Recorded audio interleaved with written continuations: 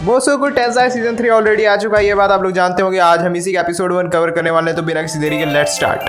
Episode के starting में हमें रूडियस एरिस के बगल में सोया हुआ दिखाई देता है। असल में उसके 15 बर्थडे पे एरिस ने उसे अपनी वर्जिनिटी गिफ्ट की होती है। अब एरिस माइंड में सोच रही होती है कि वो रूडियस से बहुत ज़्यादा डिपेंड हो गई है, इसलिए वो खड़ी होती है और अचानक से पता नहीं क्यों अपने हेयर्स को काट लेती है और उसे छोड़ के एक सफ़र पर निकल पड़ती है। सुबह रूडियस उठता है तो उसकी हालत ख़राब हो चुकी थी भाई। उसे लगता है कि जो आखिरी इंसान उसके लाइफ में था वो भी उसे छोड़ के जा चुका था। तो एरिस यहाँ एक लंबे सफ़र पर गिलैन के साथ निकल चुकी थी। काफ़ी रास्तों को पार करने के बाद वो फाइनली पहुंचती है एक डोजो में।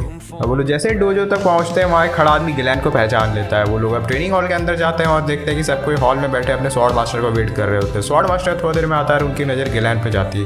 वो गिलैन को देखते हुए कहते हैं, क्या गिलैन अभी तक जिंदा हो? गिलैन जवाब में कहते हैं, यहाँ जिंदा हूँ और मस्त हूँ, और यही रही मेरी स्टूडेंट एरियस। तभी उन दोनों के बीच के बात को इंटरप्ट करते हुए कहती है कि मेरे पास तेरे जैसे फालतू मास्टर के लिए कोई टाइम नहीं है। अब ये सुन के वहाँ के सारे लोग बहुत ज़्यादा एग्रेसिव हो जाते हैं कि कोई उनके मास्टर के बारे में ऐसा कुछ कैसे कह सकता है। सारे लोग आपस में खुसर फुसर करने लगते हैं कि आखिर ये गिलैन किस पागल को यहाँ पे ले आई है। उनके शोर को शांत करते हुए मास्टर बोलते हैं कि तुम लोग शांत हो जाओ। इस बच्ची की आंख में मुझे बदला का जुनून दिखता है। एरियस तुम मुझे बताओ, आखिर तुम किसे मारना चाहती हो? एरियस बिना किसी देरी के जवाब देती है, ड्रैगन गॉड ऑस्टर्ड। ये नाम सुनते ही सबके वहाँ पर कच्छे उड़ गए थे, पर मास्टर गॉड एक हल्की हंसी के साथ कहते हैं, हाँ उसके सामने तो मैं कुछ भी नहीं हूँ। स्वॉर्ड मास्टर एक बार फिर से कंफर्म होते हुए एरियस से पूछता है कि एरियस क्या तुम सच में ड्रैगन गॉड का खून चाहती हो? एरियस बस सीरियसनेस के साथ मास्टर को घूरे जा रही थी। मास्टर को उसकी आंखों में एक पक्का इरादा दिखता है, तो वो बोलता है कि चलो एरियस अब मुझे तुम दिखाओ कि तुम क्या कर सकते। स्वॉर्ड मास्टर तभी एक छोटे बच्चे की तरफ इशारा करता है जिसका नाम था जिनू। वो बोलते हैं जिनू आ गया और एरिस से लड़ो। उन दोनों के बीच फाइट स्टार्ट होती है, पर एरिस एक ही झटके में उस बच्चे को दूर फेंक देती है। बच्चे के बाद बारी आती है एक लड़की मीना की। स्वॉर्ड मास्टर बोलते हैं मीना आ गया। उन दोनों के बीच फाइट स्टार्ट होती है, पर मीना पहले ही झटके में एरिस की तलवार को तोड़ देती है। पर एरिस बिना किसी देरी किए पलटवार में मुक्कों की बरसात कर देती है, मीना को अधमरा कर देती है। अब एरिस यहाँ अचानक से और एग्रेसिव हो जाती है और वहाँ डोजो में हर एक स्टूडेंट को चैलेंज कर बैठती है। अब स्वॉर्ड मास्टर खड़े होते हैं और बोलते हैं मुझे माफ़ कर दो एरिस, लगता है मैंने तुम्हें कम भाप लिया। स्वॉर्ड मास्टर आगे आते हुए कहते हैं कि अब मैं तुमसे खुद लड़ूंगा। वो एरिस की तलवार को देखते हुए कहते हैं, क्या तुम्हारी तलवार को न्यूलैंड ने बनाया है? क्योंकि मेरी तलवार को भी न्यूलैंड ने बनाया है। एरिस अब बिना किसी देरी के हमला करने के लिए आगे बढ़ती है, पर स्वॉर्ड मास्टर अपने स्वॉर्ड की एक ही स्विंग में एरिस को बहुत दूर फेंक देता है और इस मूव ने एरिस के दिमाग पे गहरा छाप छोड़ दिया था। स्वॉर्ड मास्टर अब सबको अनाउंस करते हुए कहता है कि ये लड़की भी आज से हमारी मेंबर है।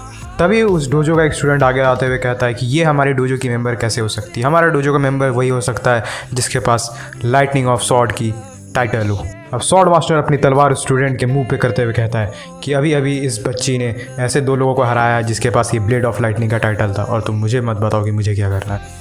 अब सीन शिफ्ट होता है और हम देखते हैं कि गिलैन को पढ़ना लिखना आता है। ये बात डोजो में बहुत वायरल हो रही थी। मीना अपने दोस्तों के साथ थी और बात कर रही थी कि क्या पता सच हो या ना हो, झूठ भी हो सकता है क्योंकि इस डोजो में किसी को पढ़ना लिखना नहीं आता है। एरिस जस्ट उनके सामने ट्रेनिंग कर रही होती है और उनकी बातें सुन रही होती है। मीना एरिस को कहती है कि तुम बस एक जंगली और कुछ नहीं। एरिस उनकी बातों को इग्नोर करती है। तभी वहाँ पर जेनू पहुँचता है और एरिस को अपने ग्रुप ट्रेनिंग में इन्वाइट करता है। अब मीना उसे गुस्से में कहती है कि तुम इस पगलेट को हमारे ग्रुप ट्रेनिंग में इन्वाइट मत करो। अब उनकी बकवास से परेशान आके एरिस यहाँ पे एक अकेले बर्फीले जगह पे आ जाती है ताकि वो शांति से अपनी ट्रेनिंग को कंप्लीट कर पाए। आगे हमें यहाँ एरिस का एक टाइम फेस दिखाया जाता है जहाँ वो अपनी ट्रेनिंग को बहुत ज़्यादा सीरियस ले चुकी थी। सीजन्स चेंज हो रहे थे, डे नाइट शिफ्ट हो रही थी, पर एरिस को उनसे कोई फ़र्क नहीं पड़ रहा था। चाहे टेम्परेचर कितना भी हाई हो या लो, एरिस अपनी ट्रेनिंग को बहुत ज़्यादा सीरियसली कर रही थी क्योंकि वो सिर्फ एक वो वाला मूव सीखना चाहती थी जो स्वॉर्ड मास्टर ने उसे एक ही स्विंग में हरा दिया था। जब भी एरिस को पेन बर्दाश्त से बाहर हो जाता वो रूडियस को याद करती और अपनी ट्रेनिंग को कंटिन्यू रखती। अब एरिस की इतनी हार्ड ट्रेनिंग को देखकर सारे स्टूडेंट्स जो अभी तक उसे पसंद नहीं करते थे अब उसे एडमायर करना स्टार्ट करने लगे थे। अब यहाँ सीन शिफ्ट होता है और हमें दिखाया जाता है कि एरिस अब फाइनली बड़ी हो चुकी है और उसने वो ऑसम मूव भी सीख लिया जो स्वॉर्ड मास्टर ने उसे पहली बार करके हराया था। एरिस के हाथों में अब जब भी यहाँ स्वॉर्ड होता उसे कभी कभार ऑस्टर्ड का डिल्यूजन होता, पर वो ऑस्टर्ड उसके सामने था नहीं। एक दिन यहाँ एरिस अपनी ट्रेनिंग को कंप्लीट करते हुए डोजो पहुंच रही थी, तभी उसे गेट पे खड़ा एक अजीब सा आदमी दिखता है। सामने खड़ा आदमी अपने आप को इंट्रोड्यूस करता है एस नॉर्थ एम्पायर ओवर कॉबर्ड। वो सामने खड़ी एरिस को कहता है कि जाओ जाके अपने मास्टर को बताओ कि नॉर्थ एम्पायर आया है। एरिस से बोलती है कि मेरे सामने से दफ़ा हो जाओ, मेरे पास फालतू चीज़ों के लिए टाइम नहीं है। अब नॉर्थ एम्पायर उसकी इस हरकत पर बहुत ज़्यादा गुस्सा हो जाता है और देखते ही देखते दोनों के बीच फाइट का माहौल बन जाता है। एरिस जैसे ही सामने अटैक करने के लिए आती है, लाइट स्पीड से वो नॉर्थ एम्पायर एरिस की स्वॉर्ड को दूर फेंक देता है और वो एरिस को भी बहुत डैमेज करता है। अब एरिस यहाँ पे बेहोश हो चुकी है। तभी उनके बीच स्वॉर्ड मास्टर आ जाते हैं और बोलते हैं चलो बंद करो ये लड़ाई। नॉर्थ एम्पायर और स्वॉर्ड गॉड काफ़ी समय बाद मिल रहे थे तो वो एक दूसरे से मिलकर काफ़ी खुश थे। अब नॉर्थ एम्पायर यहाँ स्वॉर्ड मास्टर से पूछता है क्या ये वही जंगली लड़की है जिसके बारे में तुम बता रहे थे? एम्पायर कहता है कि हाँ ये वही लड़की है। तो जवाब में एम्पायर कहता है कि मैंने आज तक स्वॉर्ड से इस तरह लड़ते हुए किसी को नहीं देखा।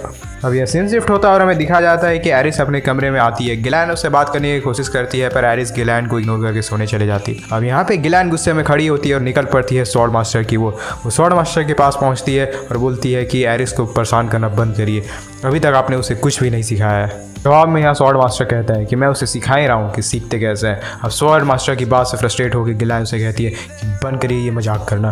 अब गिलैन को गुस्सा होते हुए देख स्वॉर्ड मास्टर अपने स्वॉर्ड निकालता है और एक झटके में गिलैन के मुंह पे रखते हुए कहता है, अच्छा कि अब तुम्हें लगता है कि तुम अपने मास्टर से भी बेटर हो गई हो। तुम्हें एक नॉर्थ एम्पायर बनने की एबिलिटी थी पर अब देखो तुम्हें क्या बन चुकी हो। स्वॉर्ड मास्टर आगे गिलैन से कहते हैं, तुम जानती हो कि एरिस ड्रैगन गॉड से लड़ना चाहती है और तुम चाहते हो मैं उसे सॉफ्टली ट्रीट करूं।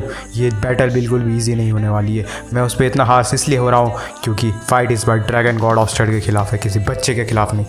स्वॉर्ड गॉड यहाँ आगे कहते हैं कि एरिस को मेरे अलावा और भी टीचर से सीखने की जरूरत है, इसलिए मैंने नॉर्थ एम्पायर ओवरकॉवर को यहाँ पे बुलाया है। अब यहाँ पे नॉर्थ एम्पायर गिलैन की ओर देखते हुए कहता है कि स्वॉर्ड मास्टर ने मुझे इनवाइट किया था कि मैं आऊँ और एरिस को सिखाऊँ। स्वॉर्ड मास्टर यहाँ आगे कहते हैं कि नॉर्थ एम्पायर को पीकॉक्स ब्लेड भी कहते हैं। इन्हें स्वॉर्ड से काफ़ी अच्छे मूव्स आते हैं और यही नहीं, मैंने यहाँ पे वाटर गॉड को इन्वाइट कर दिया। इन सब से सीखने के बाद ही एरिस कहीं ना कहीं ड्रैगन गॉड से लड़ने के लायक बनेगी। अब इन सब की बातें सुन के फाइनली गिलैन का गुस्सा ठंडा होता है, वो खुश हो जाती है और यहीं पर हमारा ये एपिसोड एंड होता है। अगर आपको ये एपिसोड पसंद आया तो लाइक करो और नेक्स्ट एपिसोड के लिए इस वीडियो कमेंट से भर दो। मैं आपको मिलता हूँ नेक्स्ट वीडियो में।